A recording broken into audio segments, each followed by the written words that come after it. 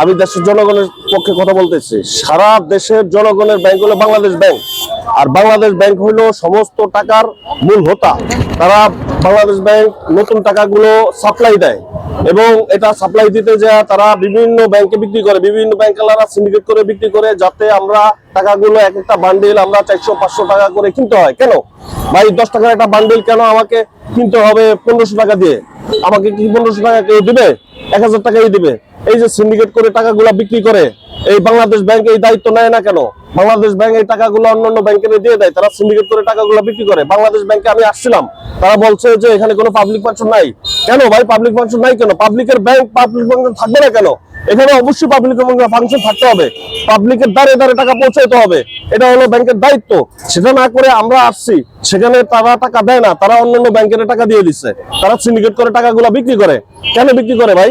আমাদের দেশে এই টাকাগুলো আবার এই টাকাগুলো বেশি দাম দিয়ে বিক্রি করতে হয় করে। আমি আজকে নতুন টাকার জন্য আসছি, বাংলাদেশ ব্যাংক আমাকে টাকা দেয়নি, আমাকে অন্যান্য ব্যাংকের কাছে পাঠায়। অন্যান্য ব্যাংক টাকা দেন নাই? হ্যাঁ, আপনি জিজ্ঞেস করেন না কেন দিবেন না?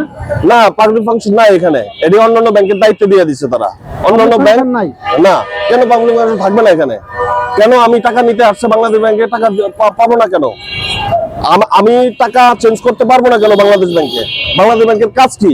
এই ব্যাংকের কাজ হচ্ছে পাবলিকের কাজ, পাবলিক ফাংশন মেনটেন করা। তারা এটা না করে অন্যান্য ডিপার্টমেন্টের গুলাতে দিয়ে দিচ্ছে, অন্যান্য ব্যাংকে দিয়ে দিচ্ছে। এই ব্যাংকগুলো হলো সিন্ডিকেট করে পাবলিকের হয়রানি করে, পাবলিক থেকে টাকা কাটে, তারপরে হলো ইয়ে করে। তাহলে পাবলিক এখনো বাংলাদেশ এখনো স্বচ্ছ হয় না। বাংলাদেশ দুর্নীতির সর্বোচ্চ হোতা হলো বাংলাদেশ ব্যাংক। যতদিন পর্যন্ত ফেয়ার না হবে, পাবলিকের ফাংশন কাজ না করবে, পাবলিকে টাকা না দিবে, দেশের দুর্নীতি কমবে না, দেশের রাহাজানি কমবে না, দেশের চুরি চামারি লুট এগুলো চলতেই থাকবে। বাংলাদেশ ব্যাংকে কেন পাবলিক ফাংশন থাকবে না?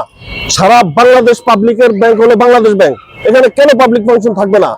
এখন আপনি এতগুলো ডিপার্টমেন্ট, এতগুলো ভবন, জাতির উদ্দেশ্যে কি বলতে চান? আমি একটা কথাই বলতে চাই, সারা দেশের জনগণ এই বিষয়টা নিয়ে কথা বলা উচিত। এবং বাংলাদেশ ব্যাংকের যারা কর্মরত আছে, যারা বড় বড় দায়িত্বে আছে, তারা কেন এখানে বাংলাদেশ ব্যাংকের টাকা পাবলিক ফাংশনে দেয় না? তারা কেন সিন্ডিকেট করে টাকাগুলো বিক্রি করে?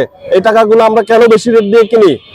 এই বিষয়টা সারা বাংলাদেশের মানুষ সজাগ হওয়া উচিত এবং এদেরকে আইনগত ব্যবস্থা নেওয়া উচিত, সংসদীয় ব্যবস্থা নেওয়া উচিত।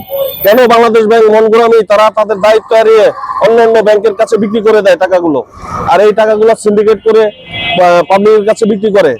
কেন দেশ এখনো অস্বচ্ছ হয়ে রয়েছে? দেশে এখনো কেন ভেজাল করে রয়েছে, দুর্নীতি চলতেছে এভাবে? অনেক ধন্যবাদ। নিউজ নর্থ চ্যানেল বাংলাদেশ, আমি শাহ জামাল।